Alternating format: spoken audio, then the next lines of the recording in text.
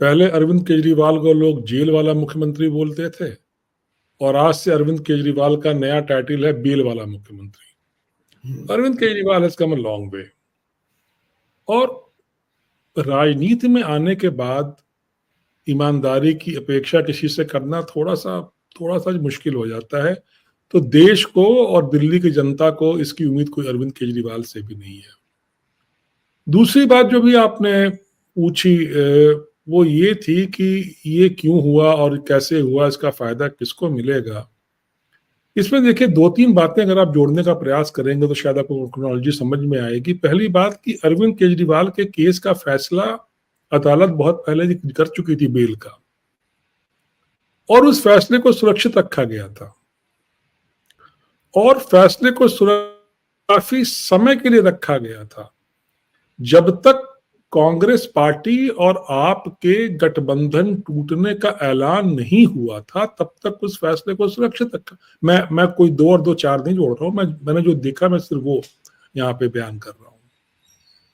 भाई अगर अदालत ने फैसला दे दिया बेल पे तो उस फैसले को सुरक्षित क्यों रखा गया। और जैसे ही कांग्रेस और आपके गठबंधन के टूटने की पुष्टि हो गई, अदालत ने खटाक से बोल दिया कि भाई बेल आपको जी मिलती है। तो कुछ लोग जो मोदी भक्त लोग हैं वो कह रहे हैं ये मोदी जी का मास्टर स्ट्रोक है और देखिए मोदी जी ने क्या इसमें खेल दिया। लेकिन यकीनन केजरीवाल के बाहर आने से, हरियाणा जाके चुनाव में प्रचार करने से वोटों का कुछ ना कुछ फर्क तो होगा, और ये वोट कांग्रेस के ही कटेंगे, ये बात आपको और मुझको भी पता है। दूसरी बात जो मैं कहना चाहता हूं कि अगर भाजपा ये सोच के कोई बहुत प्रसन्नचित्त हो रही है कि केजरीवाल आ गए और हम चुनाव जीत जाएंगे, तो उनके प्रसन्न होने की कोई बहुत बड़ी वजह भी नहीं है। क्योंकि हरियाणा में मैं जहां पे मैं रहता हूं, जमीनी स्तर पे लोगों का भाजपा के प्रति बहुत गुस्सा है, और ये जो रोष है ये सिविक इम्यूनिटीज को लेके है, ये बिजली को लेके है, ये पानी को लेके है, ये सड़कों की हालत को लेके है। मैं गुड़गांव में जहाँ पे रहता हूँ, जो गुड़गांव का सबसे पॉश एरिया जिसे बोलते हैं, वहां पे अगर आप बारिश के दिन में आप अपने कॉन्डो से बाहर निकलना चाहते हैं या कॉन्डो में घुसना चाहते हैं ना, तो बिना नाव के ये काम आप जी कर नहीं सकते हैं। और मेरे कॉन्डो के बाहर अगर राजेश जी यकीन जानिए, मैं वीडियो आपको भेज दूंगा, तो दुनिया की कौन सी महंगी गाड़ी नहीं होगी जो पानी में वहां पे नहीं तैरती है। आप BMW तो ले लें, आप ऑडी तो ले लें, आप मर्सिडीज तो ले लें, ये सारी गाड़ियां पानी में तैरती हुई जाती हैं। तो लोगों में सिविक इम्यूनिटीज को लेकर बहुत रोष है, और उस रोष का सामना भाजपा को इस चुनाव में करना पड़ेगा। लेकिन केजरीवाल के चुनाव प्रचार में आने से एक थोड़ा या ज्यादा मुझे नहीं पता, लेकिन भाजपा को फायदा होगा। बिल्कुल। देखिए बीजेपी को अगर कुछ लोगों का ये मानना है, लेकिन हालांकि ये मानना है कि देखिए सुप्रीम कोर्ट में आपकी दखलंदाजी नहीं चलती है, सुप्रीम कोर्ट ने ये जमानत दी है और वहां दखलंदाजी नहीं चलती है, ऐसा लोगों का ओरली मानना होता है। लेकिन इंटरनली क्या हो सकता है क्या नहीं हो सकता है वो इंटरनल लोग जाने। हालांकि कुछ इंफॉर्मेशन बाद में आएंगी तो आपको बताएंगे हमारे सोर्स के जरिए। तो बात यह है कि अगर बीजेपी ये खेल खेल रही कि भाई वो हरियाणा में अपने आप को स्ट्रॉन्ग कर सकती है, तो ऐसे छोटे छोटे कारनामों के जरिए शायद बीजेपी, अगर वो कांटे की टक्कर होती तो वहां जीतने के चांसेस उसके होते। हाँ, कांटे की टक्कर अभी भी हो सकती है और हो भी सकती है, कोई किसी को पता नहीं है, क्योंकि चुनाव होते हैं। तो अगर थोड़ी भी कांटे की टक्कर हुई तो बीजेपी को शायद फायदा हो सकता है। तो लेकिन यही बात आती है अनिल जी कि क्या दिल्ली से बाहर या हरियाणा में अरविंद केजरीवाल का कोई ऐसा जनमत है जो थोड़ा बहुत बीजेपी को फायदा पहुंचा सके और कांग्रेस को नुकसान पहुंचा सके? आपको लगता है ऐसा? हार्डली, मुझे नहीं लगता। वो सिर्फ हरियाणा में कितनी 10 सीटें हैं, तो 90 सीट है वहां, 90 सीट है। सॉरी, जो भी सीटें हैं, मुझे नहीं लगता कि वहां वो कोई भी एक भी सीट वो जीत सकते हैं। कोई ना तो कोई बेस है, और जिस हिसाब से आम आदमी पार्टी की अभी और इन लोगों का जो इनके जो हालात चल रहे हैं उसमें आई डोंट थिंक वो कुछ कर पाएंगे, कोई सीट जीत पाएंगे। हाँ, डेंट जरूर मार लेंगे ये, कांग्रेस को चोट जरूर पहुंचाएंगे ये। और वो जैसा मैंने पहले भी कहा कि बीजेपी की थोड़ी एडवांटेज है।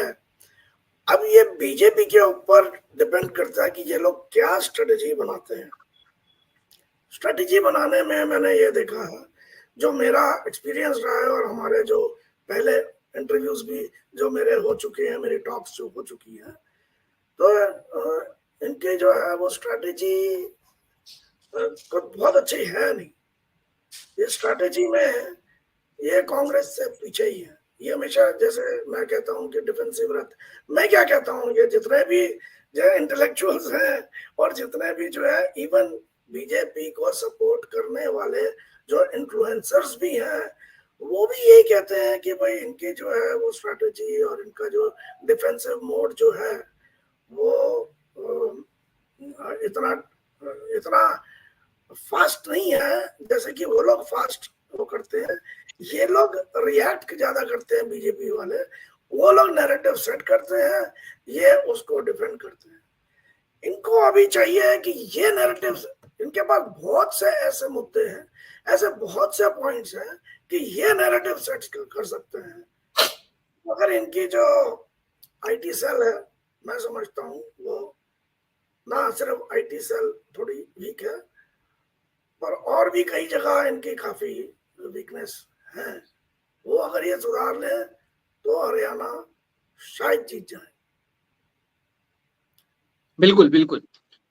मुझे लगता है कि जहां तक दिल्ली की बात है, अरविंद केजरीवाल के बाहर आने के बाद अरविंद केजरीवाल की पार्टी के जो तमाम नेता हैं उसको अपनी एक जीत मान रहे हैं। अरविंद केजरीवाल की पार्टी के नेताओं का कहना है कि हम सलाखों के पीछे से जो हमें डाला गया था वो अपने आप को निर्दोष मानते हैं। क्या अमित जी, जिस तरह से अरविंद केजरीवाल की पार्टी अरविंद केजरीवाल को प्रेजेंट कर रही है कि वो निर्दोष हैं, क्या वो लोगों में उसका असर दिखाई दे रहा है कि वो उसे भुना सके किसी तरह से कि अरविंद केजरीवाल को निर्दोष को जेल में डाला है? क्या लोगों में उसकी सहानुभूति मिल सकती है उनको? राजेश जी, सबसे पहले तो पिछले चुनाव में जब हरियाणा में चुनाव हुए थे तो आम आदमी पार्टी को नोटा से भी कम वोट मिले थे। पहले तो इस बात को समझ लें कि आपका कितना व्यापक हरियाणा में प्रभाव है या नहीं है। नोटा से कम वोट पाने वाली पार्टी, और ये वही पार्टी है जिसकी सरकार गुजरात में भी बन रही थी, जिसकी सरकार गोवा में भी बन रही थी, जिसकी सरकार उत्तर प्रदेश में भी ये जहां जाते हैं इनकी सरकार ही बन रही होती है। फिर जब नतीजे आते हैं तो उनको नोटा से भी कम वोट मिलते हैं। हरियाणा में इनका कोई असर मेरे हिसाब से नहीं होगा, लेकिन जैसा अनिल जी ने कहा, ये कांग्रेस के वोट बैंक में एक छोटा मोटा डेंट जरूर मारेंगे। और इनकी उम्मीद भी वही है कि हम अपना न्यूसेंस फैक्टर थोड़ा सा वहां क्रिएट करके थोड़ा कांग्रेस को हम दिल्ली में जो निगोशिएशन टेबल है उस पर हम लाने में शायद सफल हो जाए। दूसरी बात जो अनिल जी ने अभी कही, उस बात को आगे ले जाते हुए, भाजपा का आईटी सेल कैसे सोचता है, कैसे समझता है, कैसे करता है, ये बात तो शायद आईटी सेल वालों को भी नहीं पता होगी। अगर भाजपा को 2029 में या जो चुनाव जो तीन चार चुनाव लाइन में लगे हैं उनमें सफलता के कहीं इनको आसपास भी पहुंचना है, तो या तो इनको अपने आईटी सेल को बंद करना होगा या उसमें व्यापक स्तर पे इनको फेरबदल करना होगा। और ये सिर्फ अनिल जी नहीं बोल रहे हैं, सिर्फ मैं नहीं बोल रहा हूं। अगर आप सोशल मीडिया पर भी देखेंगे, लोगों से बात भी करेंगे और अगर थोड़ा सा आप एक्सप्लोर करेंगे तो चुनाव में 240 तक पहुंचाने में बहुत लोगों का हाथ रहा है, उस पर आईटी सेल का भी बहुत बड़ा हाथ रहा है। और ये बात बिल्कुल सही है कि एक सरकार जो देश में तीसरी बार जो सरकार में आई है वो रिएक्टिव मोड में क्यों रहती है। 2024 का भी जो इलेक्शन का नैरेटिव था, वहां मोदी जी और अमित शाह जी जो प्रश्न खड़े किए गए थे उसका उत्तर दे रहे थे, वो उस नैरेटिव को बैट कर रहे थे। ये प्रोएक्टिव नहीं थे, ये रिएक्टिव थे। राहुल गांधी जो कहानी सुनाते थे, मोदी जी जवाब, नहीं नहीं हमने ये नहीं कहा, नहीं नहीं हमने वो नहीं कहा, नहीं नहीं ऐसा नहीं होगा। राहुल गांधी नैरेटिव सेट कर रहे थे और मोदी शाह उसकी बैटिंग कर रहे थे, जिसकी वजह से उनकी 55 की सीट हो गई 99 और इनकी 303 की हो गई 240। तो ये बात तो देखिए हमको समझ लेनी चाहिए कि मोदी का जो माया जाल, जो माया, जो चार्म, जो करिश्मा था 10 साल के बाद उसमें थोड़ी कमी हुई है। और जमीनी हकीकत आज की जो है वो बहुत अलग है, और उसको अलग करने में राहुल गांधी और उनकी फेक न्यूज फैक्ट्री का बहुत बड़ा हाथ है। आप लाख कहें भाई फेक न्यूज है, फेक न्यूज है, फेक न्यूज है, तो भाई अगर राहुल गांधी फेक न्यूज फैला रहे हैं तो आप उनको रोक दो। अगर राहुल गांधी ने रिजर्वेशन के नाम पे फेक न्यूज फैलाई तो आपने क्यों नहीं रोका? अगर राहुल गांधी ने संविधान के नाम पे फेक न्यूज फैलाई, आपने क्यों नहीं रोका? राहुल गांधी ने राफेल के नाम पे फेक न्यूज फैलाई, आपने क्यों नहीं रोका? तो आईटी सेल का काम क्या है? सिर्फ फेक न्यूज को काउंटर करना नहीं है, इसके पहले वो फेक न्यूज आए उससे बड़ा नैरेटिव लोगों तक लेके जाने का है, जिसमें अमित मालवीय आज से नहीं पिछले कई वर्षों से ये बुरी तरह विफल रहे हैं। जी राजेश जी। देखिए आपने बड़ी ये एक बात की कि जो आईटी सेल और तमाम चीजें हैं, वो होता है कि बहुत लंबे वक्त तक उनके आइडियाज जो होते हैं वो निष्क्रिय हो जाते हैं या पुराने आइडियाज रहते हैं, नए आइडियाज लाने की जरूरत होती है, तो ये बड़ा जरूरी है। दूसरी बात, जब हम आते हैं अरविंद केजरीवाल की, तो जब हम हरियाणा की बात करते हैं, मान लो अगर हरियाणा के चुनाव की बात कर रहे हैं, तो हरियाणा का चुनाव मोस्टली अभी जो पिछले 10 साल से हो रहा है वो जाट और नॉन जाट के बीच हो रहा है, और जाट और नॉन जाट के बीच होने की वजह से जब पिछला चुनाव हुआ था वहां जेजेपी ने जाटों का वोट काट दिया कांग्रेस से, लेकिन अब की बार ऐसा लग रहा है कि जेजेपी और इनेलो कोई भी वोट नहीं काट पाएगी। तो जाट और नॉन जाट का मामला है, तो जाटों के वोट तो अरविंद केजरीवाल को बिल्कुल नहीं जाएंगे, लेकिन दूसरे समुदाय के जो वोट जाएंगे, तो मुझे ऐसा क्यों लग रहा है कि अगर वो बीजेपी पे जाने वाले वोट थे वो अरविंद केजरीवाल पे चले जाएंगे तो बीजेपी को भी नुकसान उठाना पड़ सकता है। पंजाब में लोगों ने आपको इसलिए वोट नहीं किया था कि आप बहुत लाइक पार्टी है। पंजाब में लोग कांग्रेस से गुस्सा थे, इसलिए लोगों ने आपको वोट किया था। उनको वो कांग्रेस से गुस्सा थे, भाजपा को उनको वोट करना नहीं था, चॉइस नहीं थी कोई, तो उन्होंने आपको वोट किया। हरियाणा में अगर ये आक्रोशित जन समुदाय जो नोटा दबाने के मूड में नहीं है, अगर वो लैक ऑफ चॉइस एक्सरसाइज करता है कि भाई मैं ना भाजपा को वोट दूंगा, ना मैं कांग्रेस को वोट दूंगा, मैं किसी तीसरी पार्टी को वोट दूंगा, तो उलटफेर होने की संभावनाएं प्रबल है। जितने लोगों को मैं जानता हूं, जितने लोग और मैं ये तब बोल रहा हूं जब मैंने भी 5 मिनट पहले कहा था कि इसके पहले वाले चुनाव में आप आम आदमी पार्टी को जो नोटा से भी कम वोट मिले थे। लोगों में वाकई में बहुत ज्यादा गुस्सा है, भाजपा से तो है ही और कांग्रेस से भी है। और एक बहुत बड़ा आप देखिएगा इस बार हरियाणा चुनाव में नोटा के वोटों का प्रतिशत ऊपर जाएगा।